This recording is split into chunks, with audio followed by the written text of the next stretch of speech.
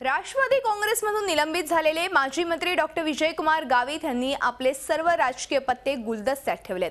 त्यामुळे खानदेशातल्या आदिवासी राखीव जागांसाठी राजकीय आडाखे बांधताना सर्वच राजकीय पक्षांची अडचण झाली आहे। दुसरीकडे गावितांचे कार्यकर्तेही अनिश्चिततेच्या गर्तेत अडकलेत। गावित भाजपच्या मार्गावर असल्याचं बोललं जात असलं तरी त्याची अधिकृत घोषणा अजून झालेली नाही।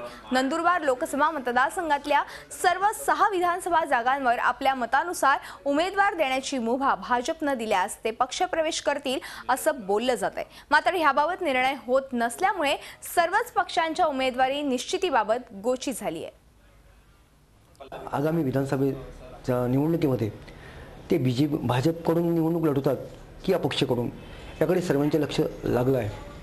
कारण की विजयकुमार गावित जर भाजपकडून लढत असतील तर त्यांचे दुसरे एक बंधू राजेंद्र कुमार गावित यांना शिवसेनेकडून तिकीट मिळवण्यासाठी प्रयत्न सुरू आहेत शहादा मतदारसंघात। त्यामुळे विजयकुमार गावित विरुद्ध काँग्रेस अशी एकंदरीत या नंदुरबार जिल्ह्याची परिस्थिती आहे। चारही विधानसभेमध्ये विजयकुमार गावितांचे कार्यकर्ते आहेत। विजयकुमार गावित हाच एक पक्ष झालेला आहे। झी 24 तास रहा एक पाऊल पुढे।